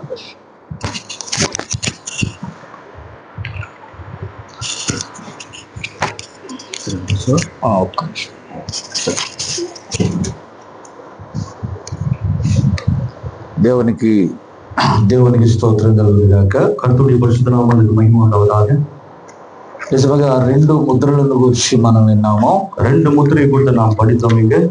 ఒకటి முதலாவது దేవుని ముద్ర. దేవుని ఒక ముద్ర. ఇప్పుడు దేవుని ముద్ర పరిశుద్ధాత్మ అయి ఉన్నది. முதலாவது தேவனுடைய முத்திரை என்னவென்றால் அது பரிசுத்த ஆவியாக இருக்கிறது. కాబట్టి దీని గురించి మనం ఏం చెప్పడానికి కాదు, కానీ పరిశుద్ధాత్మకు విరోధమైనదే లేకపోతే వాక్య విరోధమైనదే మృగము యొక్క ముద్ర.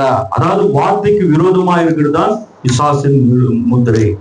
కాబట్టి దేవుడు ముందుగానే ఎవరి ముద్రలను వారికి సపరేట్ గా దేవుడు విభాగించి ఉన్నాడు. దేవుడు உலகத்துக்கு முன்பாகவே யாருக்கு எந்த முத்திரை கொடுக்க வேண்டும் என்று சொல்லி அவருடைய சிந்தனை முன்குறிச்சிருக்கிறார். పౌలు గారు చెప్తా ఉన్నాడు, முதலாவது பவுல் வேதத்தில் அப்படியா சொல்கிறார், జగత్తు పునాది వేయబడక ముందే, உலக தோற்றத்துக்கு முன்பாகவே మనము క్రీస్తు యేసు యొక్క நாம கிறிஸ்து இயேசுக்குள்ளாக ఆయన ప్రేమలో ఏర్పరచబడిన వారమై ఉన్నాం. அவருடைய அன்பிலே మన ஏற்பாடு செய்த ஜனங்களா இருக்கு. ఆయన తన ప్రేమ చేత మనలను విమోచించాడు. அவருடைய அன்பினாலே நம்ம மீட்கப்படும்படியாய் செய்தார். ఎఫెసీ 4:30 ఒక మాట ఉంది. எபேசியர் 4:30 இப்படியா சொல்கிறது, విమోచన దినము వరకు మీరు ఆయన యందు ముద్రించబడి ఉన్నారు. கடைசி காலத்திலே, அதாவது மீட்கப்படும் நாளுக்கென்று முத்திரையா பெற்ற பரிசுத்த ஆவியை துக்கப்படுத்தாதீர்கள். పౌలు గారు అంటాడు, మీరు పరిశుద్ధాత్మను దుఃఖపరచొద్దు, మీరు పొందుకున్న ఆత్మను దుఃఖపరచొద్దు. பவுல் சொல்கிறார், நீங்க பெற்றதான பரிசுத்த ஆவியை துக்கப்படுத்தாதீர்கள் அப்படின்னு சொல்கிறார். దేవుడు తన వాక్యమందు ఉన్నాడు. தேவன் அவர் வார்த்தையில் இருக்கிறார். వాక్య విరోధమైన పాపమే, வார்த்தைக்கு விரோதமான பாவமே పరిశుద్ధాత్మకు దుఃఖం కలిగించేది, பரிசுத்த ஆவிக்கு துக்கத்தை உண்டாக்குகிறது. దేవుని ప్రజలు ముందుగా ముద్రించబడి ఉన్నారు. தேவனுடைய ஜனங்கள் முன்பதாக முத்திரிக்கப்பட்டது இருக்கிறாங்க. దయ్యం ప్రజలు ముందుగా ముద్రించబడి ఉన్నారు. மிருகத்தின் கீழே இருக்கிற ஜனங்களும் முத்திரிக்கப்பட்டிருக்கிறாங்க. ఆదికాండం 6వ అధ్యాయంలో 2 జనాభా ఒకే రకంగా సంక్రమణం చేయబడేటటువంటి పరిస్థితులు వచ్చినప్పుడు, ஆதியாகமம் 6ஆம் அதிகாரத்தில் 2 ஜனங்களும் அப்படியாக இருக்கிறது நாம பார்க்கிறோம். దేవుడు తీర్పును పంపుతా ఉన్నాడు. தேவன் தீர்ப்பை அங்கே அனுப்புகிறார். కాబట్టి యూదుల యొక్క జీవితంలో వారు దేన్నైతే తృణీకరించారో, யூதருடைய வாழ்க்கையில அவர் எதை தொலைத்தார்களோ వారిని కృప విడిచి అన్యులమైన మన మధ్యకు వచ్చింది. அவர்களை விட்டுதாங்க கிருபை புறஜாதியாக நம்மிடத்துல வந்தது.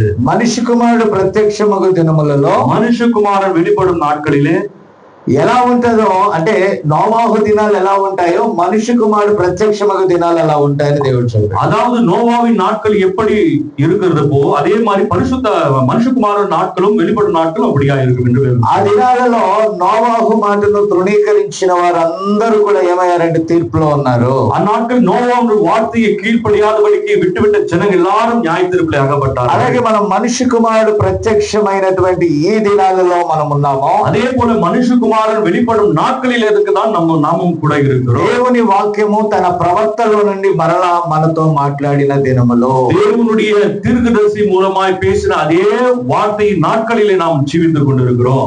ఆ మృగము ముద్ర కలిగిన వారు దేవుని వాక్యాన్ని ఎలా తృణీకరించారో, அந்த மிருகத்தின் முத்திரையை பெற்றதான அந்த ஜனங்கள் எப்படி தேவனுடைய வார்த்தையை விட்டு விட்டார்களோ, అలాగే ఈ లోకము కూడా దేవుని సత్య సంబంధమైన వాక్యాన్ని తృణీకరించిన వారే మృగము ముద్ర గలవారు. அதே போல இந்த உலகத்தில் ஜீவிக்கிறவர்கள் போல ஜீவித்துக் கொண்டிருக்கிறவர்கள் போல இருக்கிறார்கள். அவர்கள் தான் மிருகத்தை முத்திரை தரித்தவர்கள். కానీ ఎవరైతే జగత్తు పునాది వేయబడక ముందు ఆయన యందు ఉన్నారో, அதாவது யாரெல்லாம் உலகத்தோடு முன்பாக அவர் கூட இருக்கிறார்களோ వారు ఆ వాక్యం వచ్చినప్పుడు ఆయన అంగీకరిస్తారు. அவர்கள் வரும்போதுதான் அவருடைய வார்த்தையை ஏற்றுக்கொள்வார்கள்.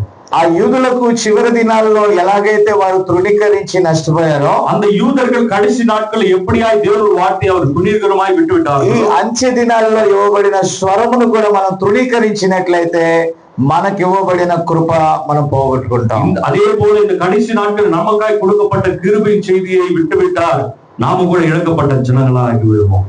కాబట్టి చాలా శ్రేష్టమైన సందేశాన్ని మనం విన్నాము. அருமையான செய்தியை நாம கேட்டோம்.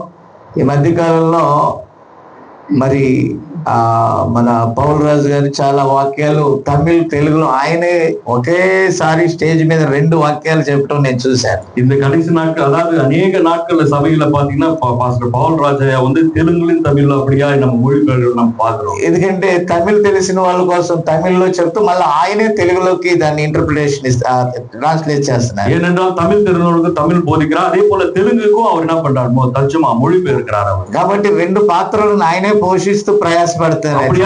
அப்படியே 2 விதமாய் அவரே பிரயாசப்பட்டு போதித்துக் கொண்டிருக்கிறார். అదే విధంగా ఇక్కడ కూడా 2 పాత్రలు పోషించారు. அதே போல இங்கேயும் கூட அதே மாதிரிதான் நடந்தது. దేవునికి స్తోత్రం కలుగును గాక. దేవుని నామముని మహిమ కర్తృ నామముతో పరిశుద్ధపడువதாக. పిల్లల ప్రారంభ దినాల్లో నేను ఈ వర్తమానంలోకి వచ్చినప్పుడు பிரியமானவருக்கு அதாவது ஆரம்ப நாட்களில் இந்த வார்த்தைக்காக நான் வரும் பொழுது నాకు తెలిసినంత వరకు వర్తమానాన్ని కొంచెం కొంచెంగా బోధించేవాడు. எனக்கு தெரிந்தது விதமாய் நான் இந்த வார்த்தை கொஞ்சம் கொஞ்சமாய் போதித்தேன். నాకంటే సీనియర్ పాస్టర్స్ అనేవాళ్ళు ఈయనకి అసలు వర్తమానం రాదు, ఆయన ఎందుకు పిలిచారు అనేవాడు. என்ன காட்டுல சீனியர் பாஸ்டர்ஸ் எல்லாம் பாத்தீங்கன்னா இவருக்கு அதாவது செய்தியே வராது, இவரையே கூப்பிடுறீங்க அப்படின்னு சொன்னாங்க.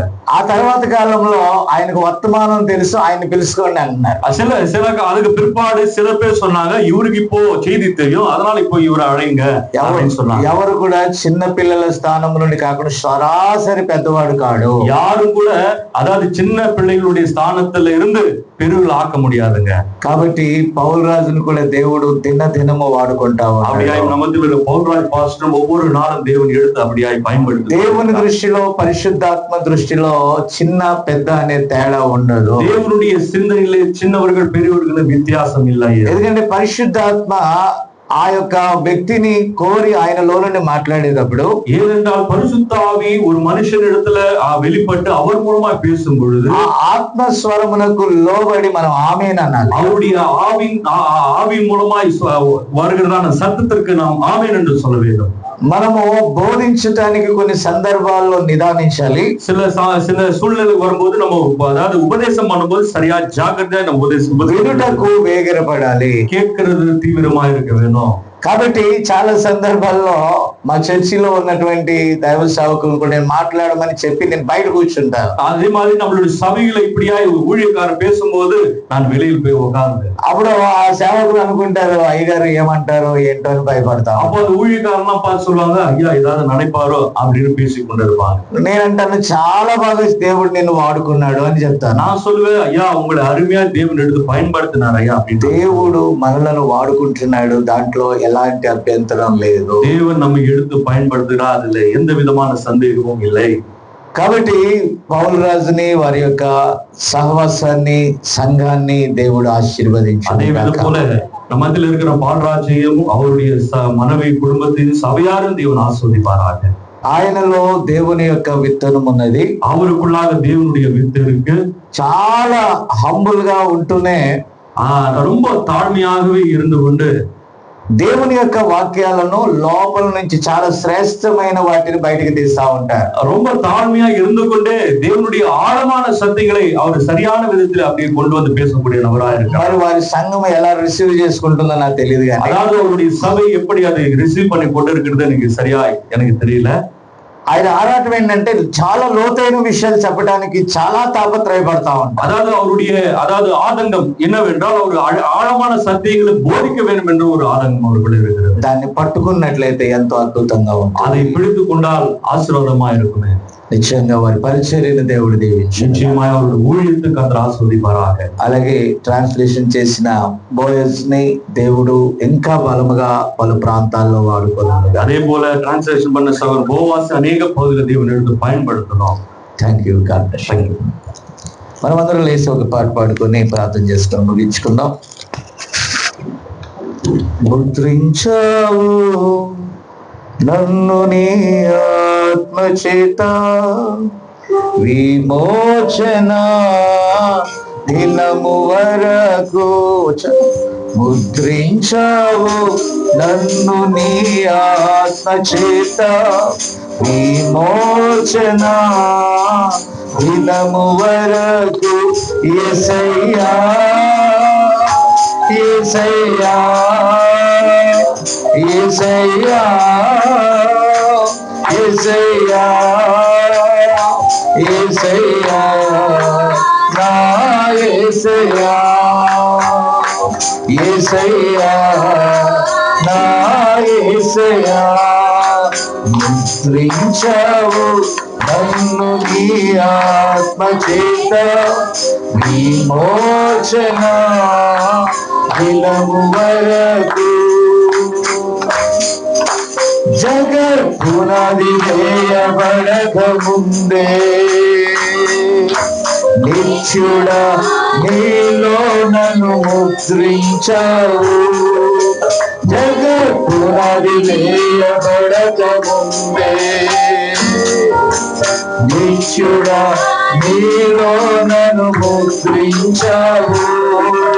అక్కడ ఉన్నాను కాబట్టి ఇక్కడ ఉన్నాను, అందుకే ఆత్మముద్ర పొందుకున్నాను.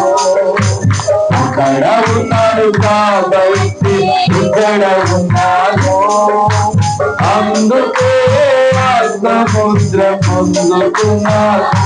యేసయ్యా యేసయ్యా యేసయ్యా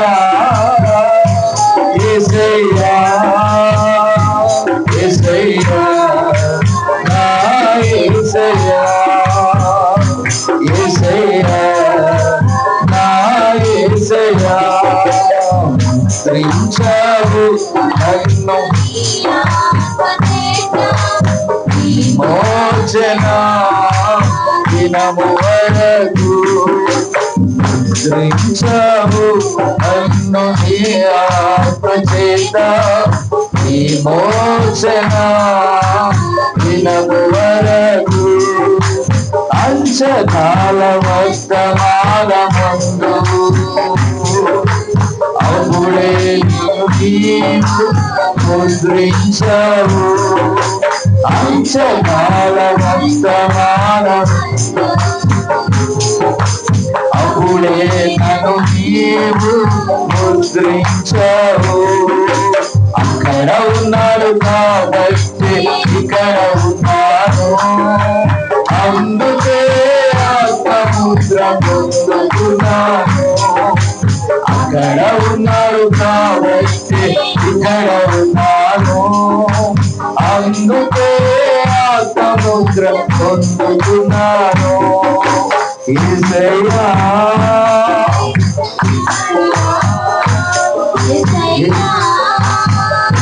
యేసయ్యా యేసయ్యా యేసయ్యా యేసయ్యా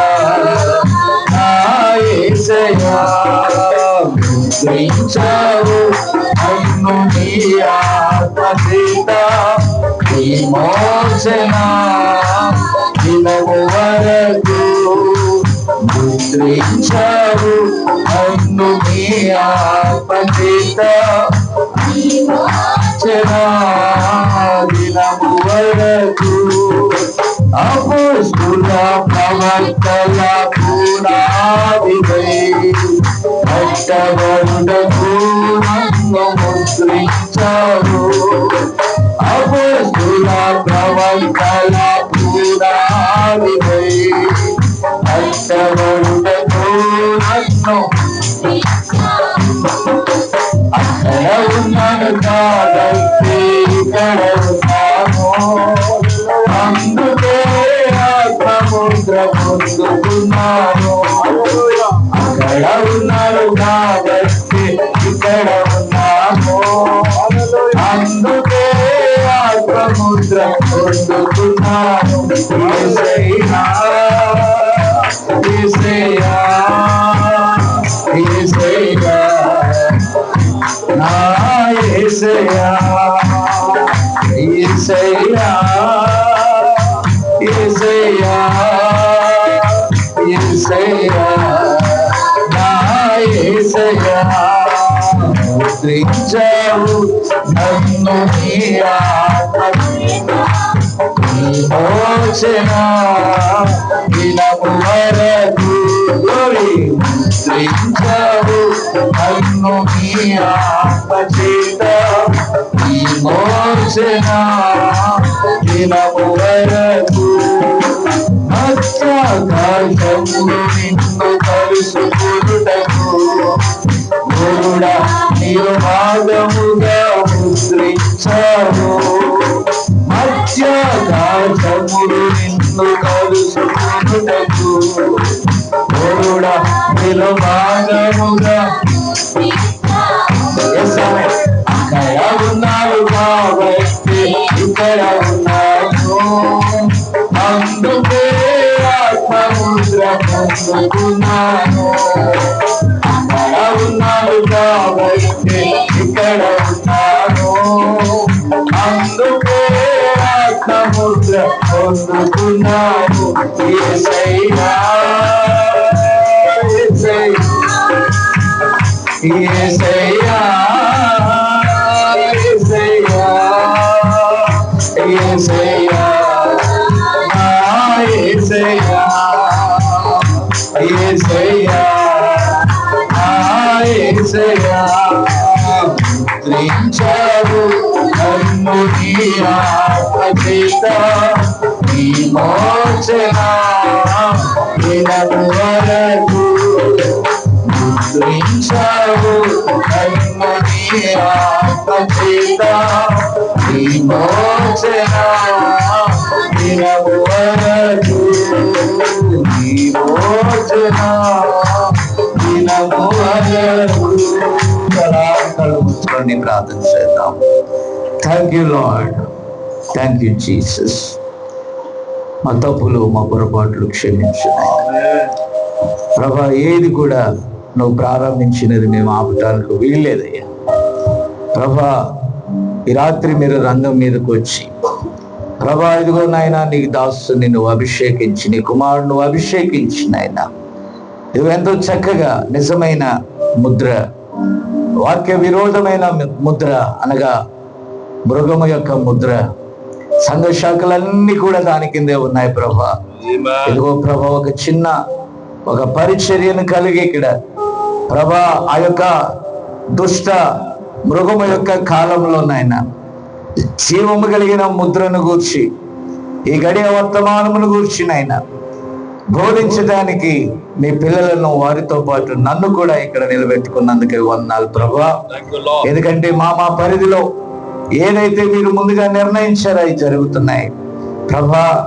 మేము ఏమై ఉన్నామో ఇంకా ప్రభా ఆ యొక్క సత్య సంబంధమైన కార్యక్రమాలలో ప్రభా నాయనా ఇదిగో మా యొక్క పరిధిని మేము చేరి, మా గురిని మేము చేరి నాయన టార్గెట్ పొందుకునేటంత వరకు ఎవరి పరుగు మేము పరిగెత్తినా, ఎవరి బహుమానం కొరకు వారిని పిలుస్తున్నప్పుడు ప్రభా అందులో కూడా నేనున్నాను నా పరిధిలో, నా పరుగులో అనే ఒక గొప్ప విశ్వాసంతో ఈ పరిచర్యను ముందుకు తీసుకుని వెళ్తున్నాం ప్రభా.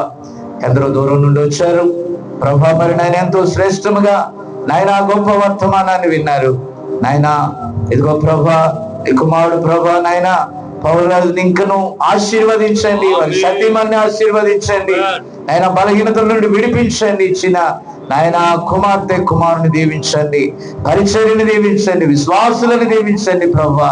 అలాగే నాయన ఇదిగో ప్రభా నీ వాక్యమును బట్టి అత్యంత ప్రియమైన నాయన బోయజ్ను కూడా దర్శించు ప్రభా, తన భార్యను దర్శించు, ఇచ్చినటువంటి కుమార్తెను దర్శించు, చేయించిన పనులు అన్నిటిలో మీరు తోడై ఉండండి ప్రభా. ఎందరైతే ఈ వాక్యం యొద్దకు నాయన ఆ తాజా ఆహారం దగ్గర, తాజా ఫ్లెష్ నాయన ఎక్కడైతే నాయన ఆ యొక్క ఆహారం ఉంటుందో నాయన, ఎక్కడైతే ఆ పీనుగు ఉంటుందో నాయన, అదిగో తాజా ఆహారం కొరకు నాయన పక్షిరాజులు అక్కడ వ్రాలుతాయి ప్రభా.